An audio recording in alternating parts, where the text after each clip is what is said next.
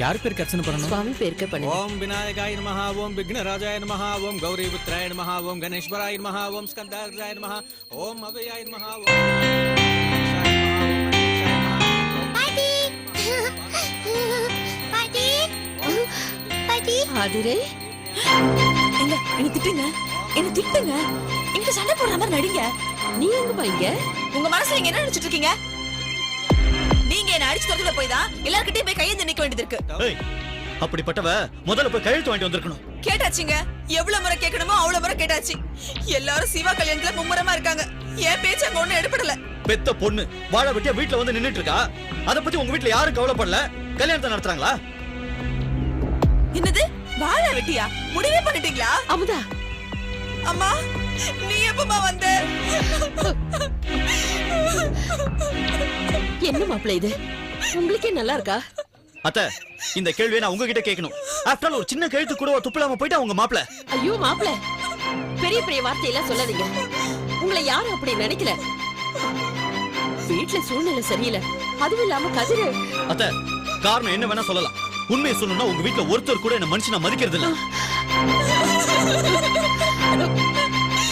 அப்படி மதிச்சிருந்தா முத அமுதா கையெழுத்து கேட்டு வந்தப்பவே கையெழுத்து போட ஒத்துட்டு இருப்பீங்க. இவ்வளவு பிரச்சனைக்கு அப்புறமும் நீங்க அமைதியா இருந்தீங்கன்னா என்ன அர்த்தம்? என்ன மாப்பிள்ள இது? கொஞ்சம் பொறுமையா இருங்க. இத பாருங்க, இதுக்கு மேல என்னால பொறுத்துட்டு இருக்க முடியாது. உங்க புள்ளகிட்டயும் புருஷன்கிட்டயும் சொல்லுங்க, அமுதாவோட வாழ்க்கை கெட்டு போகுதுன்னா அதுக்கு அவங்க 2 பேரும் தான் காரணம். கோயில்ல வச்சு ஏன் இப்படி எல்லாம் பேசுறீங்க? என்னத்த நெருப்புன்னு சொன்னா வாய் சுட்டுன்னு பயப்படுறீங்களா? அந்த பயம் இருந்தா அமுதாவை என் கூட அனுப்புறதுக்கு என்ன பண்ணணுமோ அதை முதல்ல பண்ணுங்க. என்னத்த பேச்சே காணோம்? கொஞ்சம் சும்மா இருக்கீங்களா? நீங்க தாலி கட்டினீங்கிற பாவத்துக்காக நான் வேணா பொறுத்துக்கிறேன். எங்க அம்மா ஏதாவது சொன்னீங்க அப்புறம் என்ன நடக்கும் எனக்கு தெரியாது. அமுதா, பின்ன என்னம்மா ஒரு அளவே இல்லாம பேசிட்டு இருக்காரு? கொஞ்சம் அமைதியா இருமா.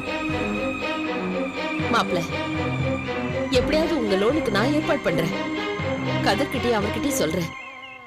தயவு செஞ்சு பொது இடத்துல இப்படி நடந்துக்காதீங்க.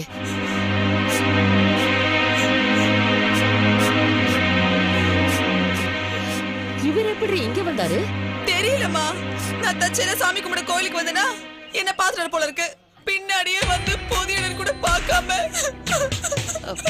சரி சரி, அழாத. எல்லாம் சரியாயிடும். சொன்ன கேளு, கண்ணு தொட. வா வா, சாமி கும்பிடு. வாமா. Sir post.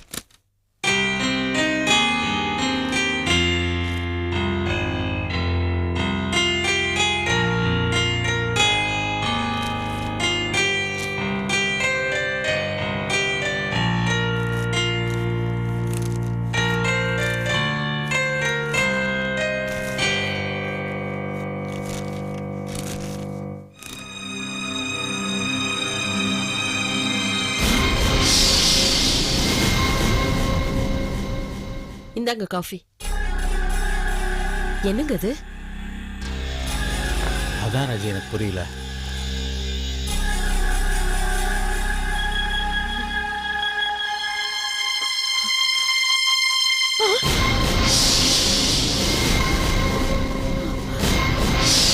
சிவா, சிவா, டேய் சிவா. என்னம்மா? என்னாச்சு? என்னாச்சுப்பா?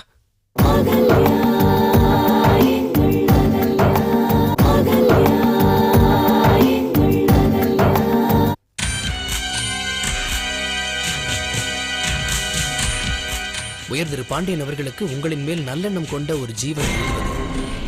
நீங்கள் உங்கள் மகனுக்காக பார்த்திருக்கும் ரம்யா மிக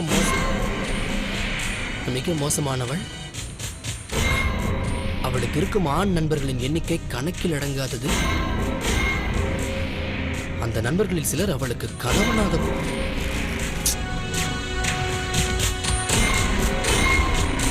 யாரோ முதுகிலும் இல்லாத கோழைங்க இந்த மாதிரி பண்ணிருக்காங்க. இல்ல சிவா, இதை யார் பண்ணாங்கிறத விட ஏன் பண்ணாங்கன்னு தான் நாம யோசிக்கணும். எனக்கு என்னமோ பயமா இருக்குங்க. நெருப்பு இல்லாம புகையாதுன்னு தான் தோணுது. சேச்சே, அப்படிலாம் ஒண்ணு இருக்காது ராஜி. அந்த பொண்ணை பார்த்தா அப்படிப்பட்ட பொண்ணா எனக்கு தோணல சிவா. ஆமாமா, ரம்யாவுக்கோ இல்ல அவ குடும்பத்துக்கோ வேண்டாதவங்க யாரோ தான் இந்த மாதிரி பண்ணிருக்காங்கன்னு நினைக்கிறேன். அப்ப இந்த லெட்டர் எடுத்து போய் பொண்ணு வீட்டுல காட்டி என்ன ஏதுன்னு கேட்கலாமே. சச்சா மா, என்னம்மா பேசுற? அது நம்மள நாமே தாழ்த்திக்கிற மாதிரி இருக்கும். ஒரு விஷயம் சொல்றேன் கேளுங்க. குடும்ப வாழ்க்கைக்கு நம்பிக்கை தான் ரொம்ப அவசியம். நான் ரம்யாவை 100% நம்புறேன். சொல்ல போனா இந்த லெட்டர் அவளை சீக்கிரம் கல்யாணம் பண்ணிக்கணுங்கிற ஆர்வத்தை தான் எனக்குள்ள அதிகப்படுத்தியிருக்கு. அப்போ இதுல எழுதி இருக்கிறது பொய்யுங்கறியா? சத்தியமா அப்படிதான் இருக்கும். நீங்க என்னப்பா சொல்றீங்க? நீ சொல்றபடி தான்டா இருக்கும். வீணா அந்த லெட்டர் கொண்டு போய் சம்மந்தி கிட்ட காமிச்சு அவரையும் கலவரப்படுத்த வேண்டாம். கரெக்டுப்பா. மா, இந்த செகண்டே இப்படி ஒரு கேவலமான லெட்டர் நம்ம வீட்டுக்கு வந்ததே மறந்துடுங்க.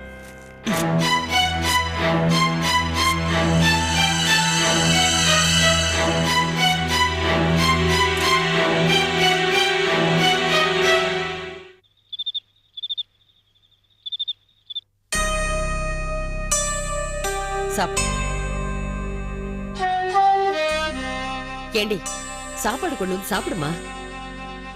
இப்ப அது ஒண்ணுதான் எனக்கு குறைச்சல. சரி, சாப்பாடு வேண்டாம், பாலாவது கொண்டு வரட்டுமா? எனக்கு ஒண்ணு வேணாமா, நீ கொஞ்சம் சும்மா இருந்தா போதும்.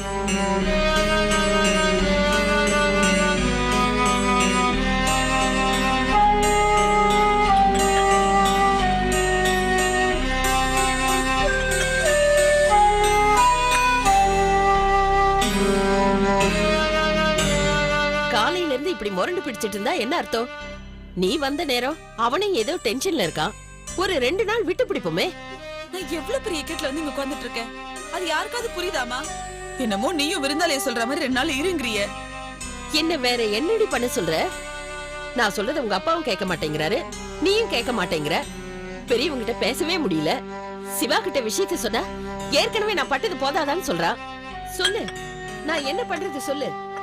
பாட்டி தூக்க வருது. சரி, நீ இப்படியே உட்கார்ந்துரு. எப்படி இன்னும் கொஞ்ச நேரத்துல பசிக்கும், சாப்பிட்டு வா. நீ வாடா கண்ணு, போ வா.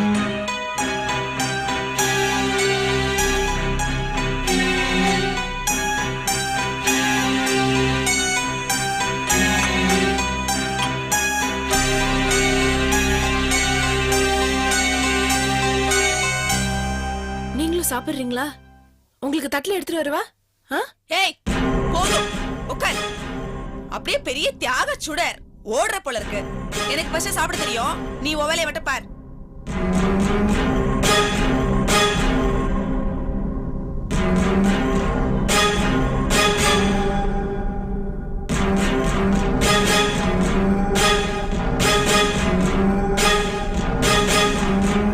என்ன சாப்பிட முடியலையா? முடியாத மாதிரி நடிக்கிறீங்களா? குத்துமுளை நெஞ்சு குறுகுறுன்னு சொல்லுவாங்கல்ல, அதான் இப்ப நடக்குது.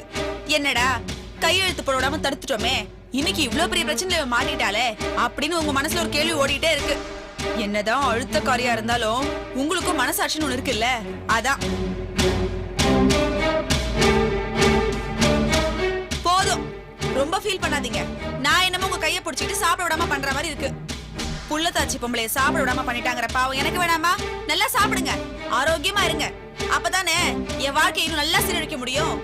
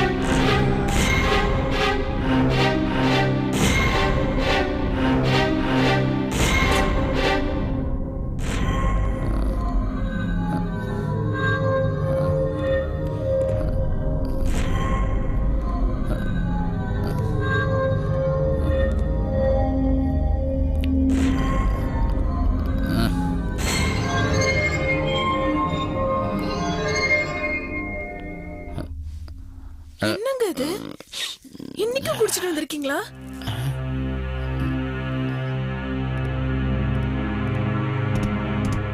நான் உங்களை தான் கேக்குறேன்.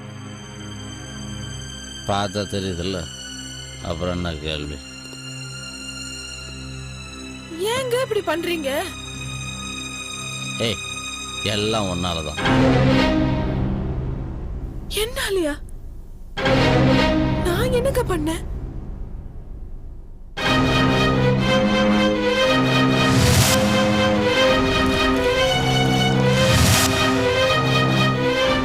சொல்லுங்க, நான் என்ன பண்ணேன்? கேக்குறேன்ல, சொல்லுங்க. நான் என்ன தப்பு பண்ணேன்? நீங்க ஒருத்தர் தான் என் மேல குத்த சொல்லாம இருந்தீங்க. இப்ப நீங்களும் சொல்ல ஆரம்பிச்சிட்டீங்க. சும்மா அழுதுட்டு இருக்காத. ஏற்கனவே நான் எக்கச்சக்கமான டென்ஷன்ல இருக்கேன். உங்களுக்கு 1008 டென்ஷன் இருக்கும். அதை காட்டுறதுக்கு நானா கிடைச்ச கதிர். பேசாம போய் தூடு. உங்களுக்கு என்ன, காலையில அப்படியே கிளம்பி போயிடுவீங்க, லேட் நைட்ல வருவீங்க. வீட்ல எவ்வளவு பிரச்சனை நடக்குதுன்னு உங்களுக்கு தெரியுமா? அந்த அமுதாக்கு ஒரு பதில சொல்லல. டெய்லி உங்களை எதிர்பார்த்து பார்த்து காத்திருப்பாங்க. உங்களை பார்க்கலன்னு ஏன் மேல கோவப்படுறாங்க. நீங்க என்னடா அவங்க வந்ததை ஒரு பொருட்டாவே எடுத்துக்கல. ஏய், இங்க பார், எந்த வேலை எப்ப செய்யணும்னு எனக்கு நல்லா தெரியும். நீ ஒன்னும் எந்த அட்வைஸும் பண்ண தேவையில்ல.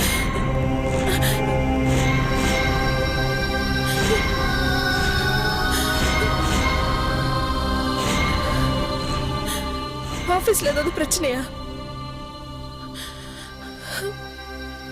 இல்ல, எப்பவுமே இந்த மாதிரி இருக்க மாட்டீங்களே, அதான் கேட்டேன். என்னங்காச்சு? கொஞ்சம் என்ன நிம்மதியா இருக்க வரையா? பேசாம போய் தூங்கு. இல்லங்க, நீங்க டென்ஷனா இருந்தீங்க, அதான் கொஞ்ச நேரம் பேசினா டென்ஷன் குறையுமேனு தான் ஒரு பார்த்தேன். மண்ணாங்கட்டி வேணாம். பேசாம இருந்தாலே போதும் எனக்கு. கதிர், ஏய், சத்தம் போட்டு பேசாத. நீ கத்தனா நான் அமைதியா என்னமா? இல்லங்க, நான் அப்படி சொல்ல வரல. உன்னதான் எதுவும் பேச வேணாம் சொல்லிருக்கல. போடி. ஏங்க என் மேல இப்படி கோவப்படுறீங்க? ஐயோ, என் உயிரை வாங்காதன்னு சொல்லிட்டு இருக்காங்க. கத்தாதீங்க. என்ன கத்தாத? இது பாருங்க, நீங்க டெய்லி இப்படி குடிச்சிட்டு வரீங்க. அதனால நாங்க எவ்வளவு கஷ்டப்படுறோம் தெரியுமா? அத்தை கிட்ட மாமா கிட்ட நான் என்ன பதில் சொல்றது? நான் உங்ககிட்ட பேசுறேன். சொல்லு.